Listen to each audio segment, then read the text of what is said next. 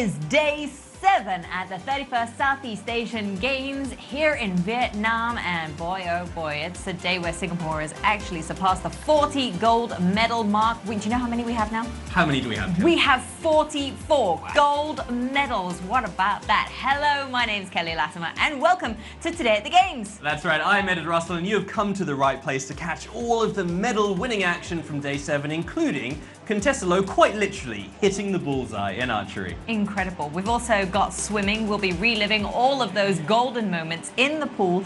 Plus, we give you a little bit extra that you don't get in the live broadcast. We've got interviews with all of our swimmers as well. That's right, and we have bowling where the women completed a clean sweep of all the events. I mean, talk about domination. Absolutely. Well, we're going to start with gold number 38 though, and that came courtesy of Lucas Teo. Now, he achieved that feat with Brandon Uy in the men's kayak doubles. Let's take a look.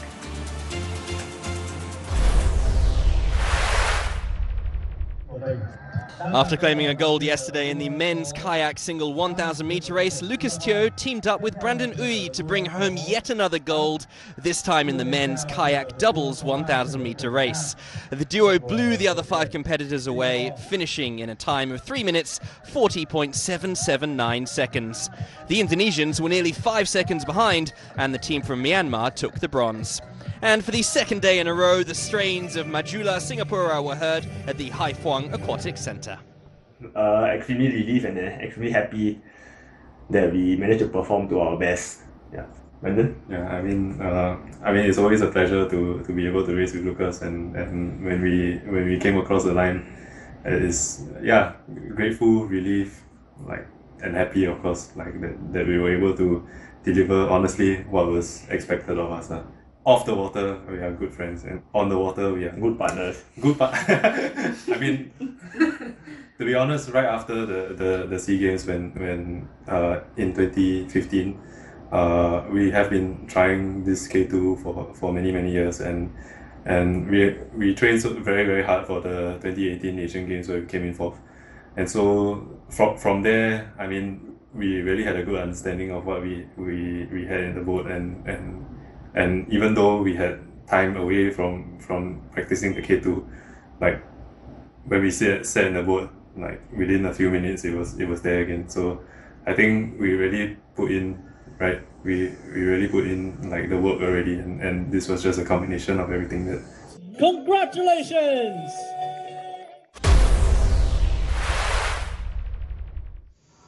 In the final day of the archery event, Team Singapore was guaranteed at least a silver after Contessa Low beat teammate Madeleine Ong in the women's individual compound semis on the previous day. The 27-year-old faced Le Phuong Thao of Vietnam in the final, and a win would see Team SG breaking a 9-year gold medal drought in the SEA Games archery event. Each archer has a total of 15 arrows in this shootout, breaking into 5 sets of 3 arrows.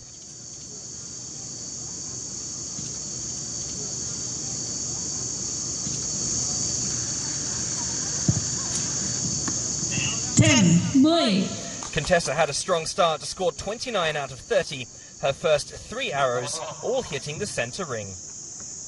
Her Vietnamese opponent didn't get the start she wanted, missing her second shot and scoring a 7.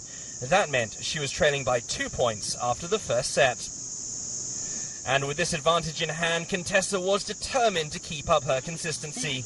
The former Asian Cup winner was in a good rhythm going into the 3rd set, sending all her 3 arrows dead to the centre and claiming a perfect 30-point set.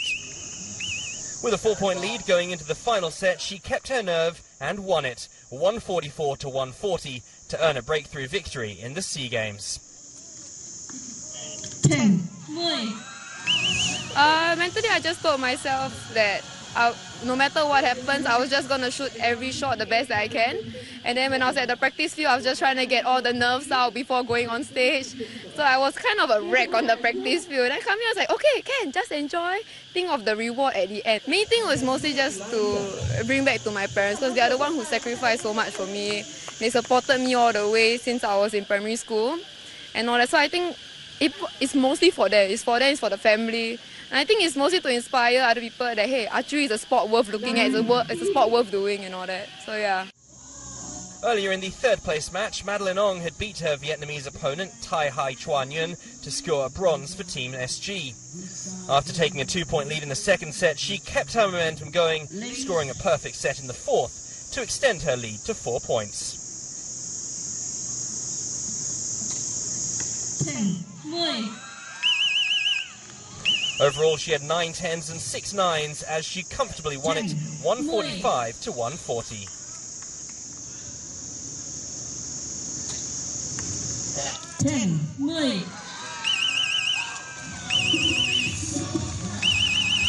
So I always look to my inspiration, which is Nadal and Federer, because they always talk about being in the zone.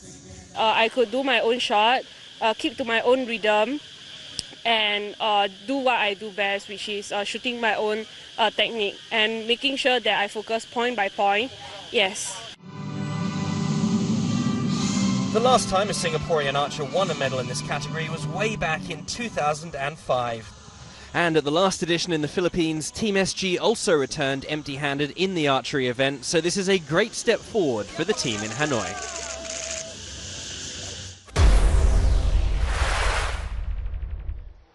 Shooter Siti Mastura qualified for the women's trap final this afternoon after topping the scores with 102 points. Teammate Nicole Wee scored 79 to finish outside of the top 6 positions.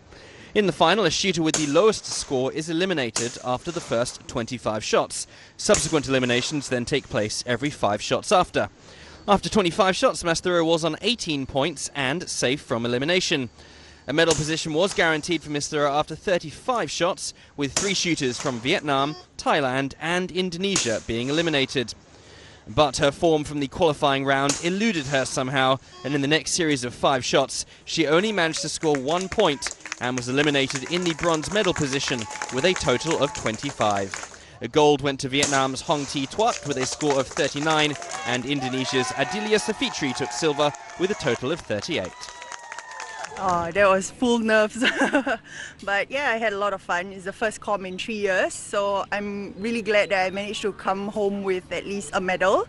As in, of course, we all wish that it's a different color, but I think overall I did pretty alright. As in, I got my nerves and excitement all out of the way, but eventually I guess the more experienced player won. Hopefully that opens the pathway for more young shooters to join as well. It is an exciting sport, as it is different compared to the pistol and rifle. It's definitely more dynamic and explosive, so hopefully that will spur more interest in the youngsters. Yeah.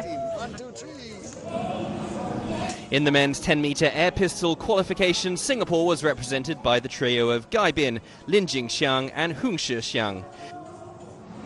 Gai finished in 16th position with a score of 556. Hung finished 1 spot higher with a score of 559. Lin, meanwhile, managed to sneak into the top 8 and a spot in the final with a score of 570. In the final, shooters have 24 shots with eliminations beginning after 12 shots. Lin was eliminated in 5th spot after 18 shots with a score of 177.4. Malaysia, Vietnam and Indonesia took gold, silver and bronze respectively. Well, all the best to our shooters tomorrow. The women will be taking part in the 50-meter air rifle 3 positions and the 10-meter air pistol. That's right. Good luck to them all. For now, though, we're going to head for a very short break. When we come back, highlights of the men's and women's bowlers battling it out for medal positions in the team events. We'll see you back here in a couple of minutes' time.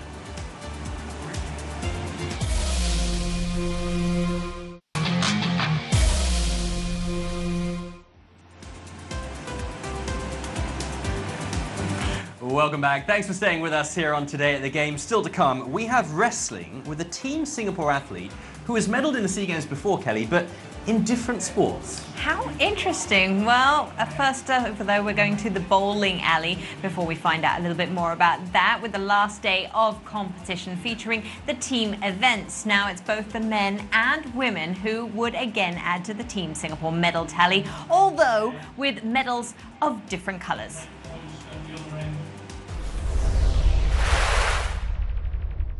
The final day of bowling and a final chance for medals. The team event started yesterday with 3 games played. Today's second block of 3 games would determine the medalists. Mohamed Jaris, Timothy Tham and Chia Raihan and Darren Ong had strung together a 2-4-9-7 pinfall yesterday to lie in third. Malaysia was first and the Philippines second. Going into the first game, tension was high with Singapore and Malaysia in adjacent lanes. But it was the Philippines who quietly topped the leaderboard with a total pinfall of 3-5-3-8, taking over from Malaysia, who had a 3-5-0-3 pinfall. Singapore remained in third. The second game had the same storyline, the Philippines steamrolling ahead in first. Malaysia remained in second, but Singapore was now just over 100 pins behind with a silver medal chance.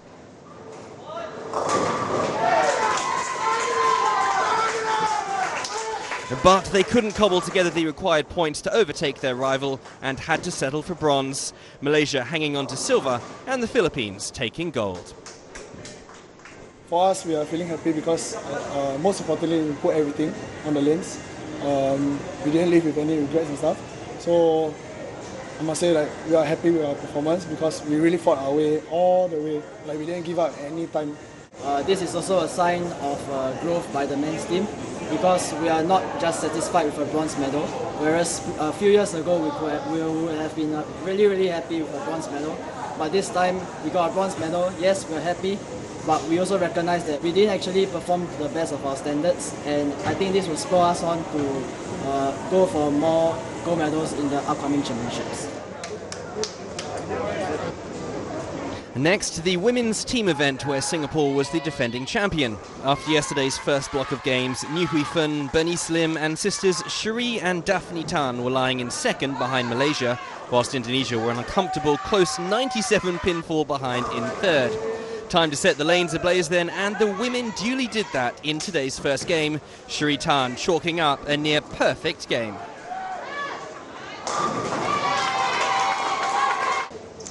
Her teammates followed suit, finishing with over 200-point games. This relegated Malaysia to second, with Indonesia in third. Game 2, however, was a different story as the girls struggled with their lane, and this allowed Team Malaysia to close the gap just 43 pins behind leaders Singapore. On to the final game, the one that would decide whether Singapore would go home with all of the 3 gold medals in the women's events. It was a nerve-wracking run to the finish line, with Malaysia knocking pins down with ease to close the gap. New Hui Fen answered with a 248 pinfall. Cherie Tan was even more emphatic with a 256 pin game. And with that, the gold was Singapore's. Malaysia 98 pins behind and settling for silver. An exceptional outing for the bowling team with 3 golds, 1 silver and 3 bronzes from 6 events. I think we are very happy to have defended our title, and it is once for the others back home as well. Today was a bit of a roller coaster ride. The second game we ran into some problems, but then we made sure to stay in the game, don't dig a hole, and then we maintained it, and then after the last game we really went all out. I think it's great to win like three gold medals out of 3 events.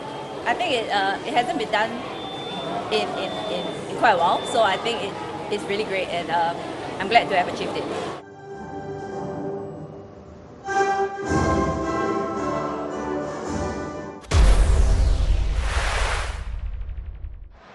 It's wrestling at the SEA Games with takedowns and shoulder pin attempts aplenty as Team SG's Gary Chow is a debutant of sorts in the SEA Games. He is actually no stranger to the SEA Games because from 2013 to 2017, Gary medalled 3 times in judo, and in 2019 he took part in sambo, winning a silver.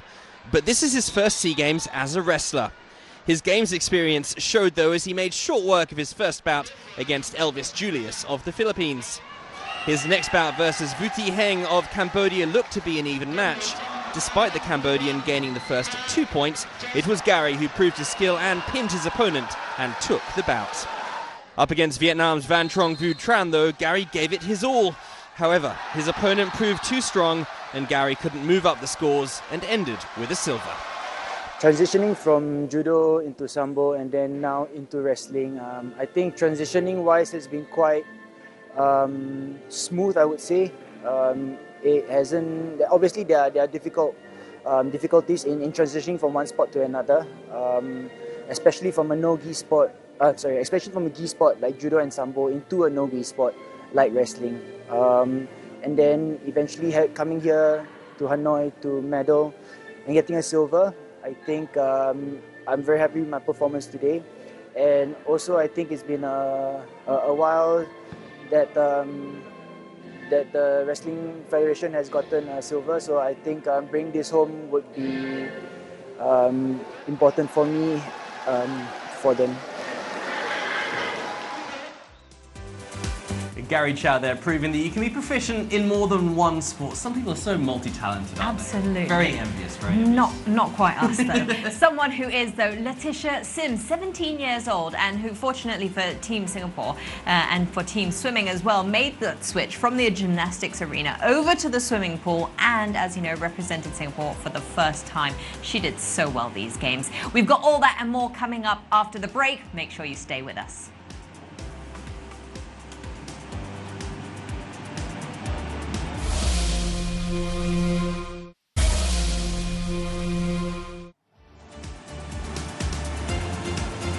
Welcome back to Today at the Games, and I'm feeling a little bit excited, but also a little bit sad at the same time, and that's all because all the winning performances we've had in the pool, really. I mean, but also because it's the last day of swimming. I'm like so happy, yet still sad. I know what you mean. I'm going to miss swimming, and we're going to have to find something else to put in the final segment from tomorrow onwards. But the good news is that it is just a year until the next SEA Games in Cambodia, and we will be very excited to see how the swim team does there. But for now, it is time to revel in the gold rush here in Vietnam. But you'll have to fancy the two Singaporeans here, Mark, in lanes 4 and 5. So off they go with two Singaporeans in lanes 4 and 5 who swam in the heats this morning and looks very comfortable, especially in the final 50 meters. We've seen already once Letitia gets off to some great momentum and great rhythm in the breaststrokes. She led from the start. Her pull downs are fantastic, and again, she's able to use her strengths, which are legs, to power through into that first stroke. And she is going to attack the ball as she has done throughout in the USA. She set the national record last July in Nashville, the USA. Great turn from her, great breakout from her as well. Half a body swim. Well, she's the real deal, isn't she? And she comes home for another gold medal for Team Singapore, another gold medal in her collection, this time in the 100 meters breaststroke. And how about that time? 1:08.79, not good enough for a national record or a SEA Games record. I definitely had higher hopes. I set very high expectations, and I wanted to win all 3 breaststrokes, just so that would be like a cool thing to win. But it is my first SEA Games. Can't expect too much, but definitely a lot of working to do, especially for World Champs coming up. Yeah, and you can definitely expect Tiong to actually fly off the blocks, right? Like how we're used to it, especially in the 50 fly, right? Once again, John shooting off the blocks. Dunway with some tremendous underwaters takes the early lead here as Jonathan Tan chased all the way though by Jeremy Nguyen of Vietnam, who's very much still in the picture, but this might be a surprise because Chong Dunway has judged it perfectly all through that wonderful breakout. 21:93, absolutely amazing. Wow, what a time that is. 21:93, the first Southeast Asian to dip below 22 seconds. Miracles do happen, and I'd like to thank all the people who helped me in the past, who's helped me through my journey to reach this goal of mine to go under 22 seconds. Yeah, as you said, it's a big moment for me. I'll soak it in and then move on so I can achieve better things in the future. Yan Chai Vaut is going to be swimming. No, she's decided to scrap despite qualifying for the finals this evening.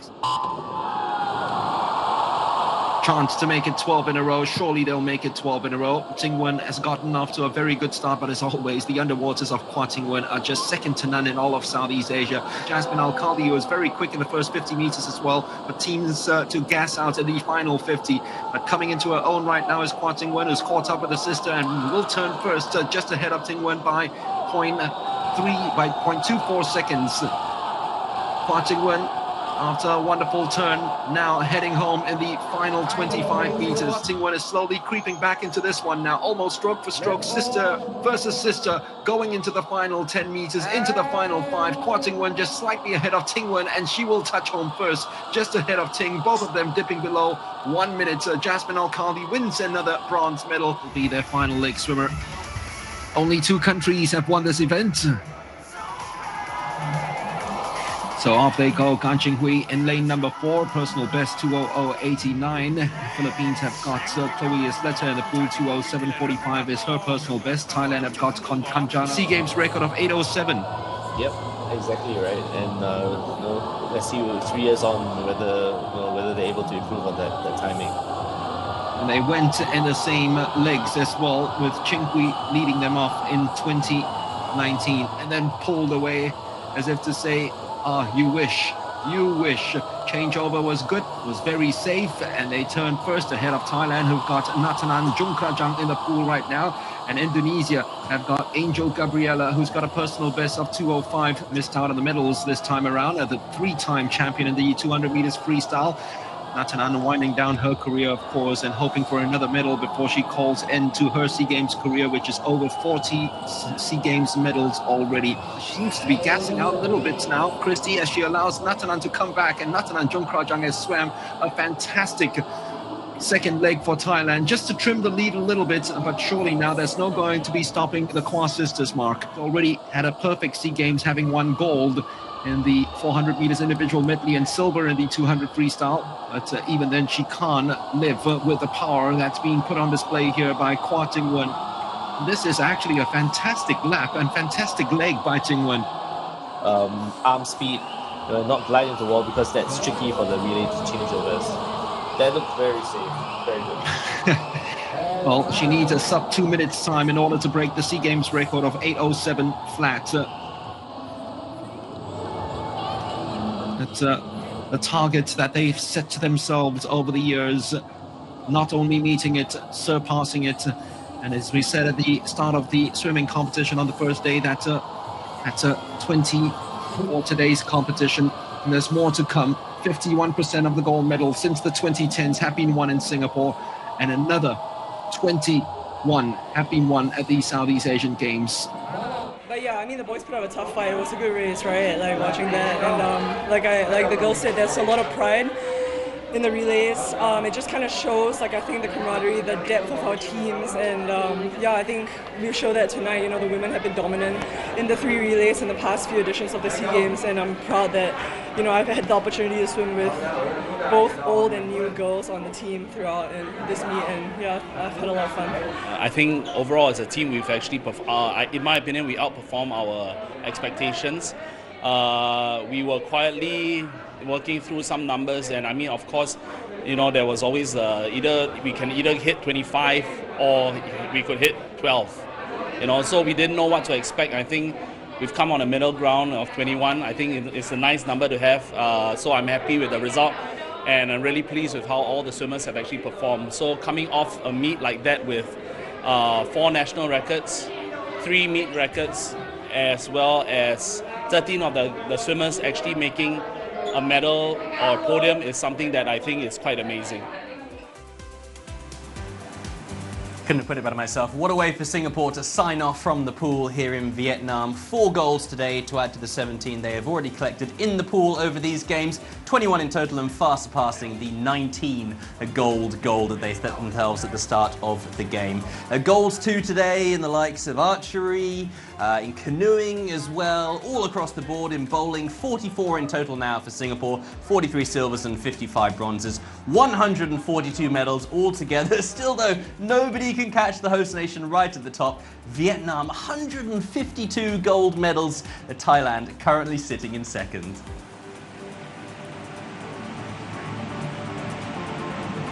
Well, we've still got plenty of action coming your way. The swimming has officially ended, but Team Singapore is still involved. I mean, we've been involved in 33 sports of these games, so there's lots of reason to still give your support. You can tune in and join us for all the action.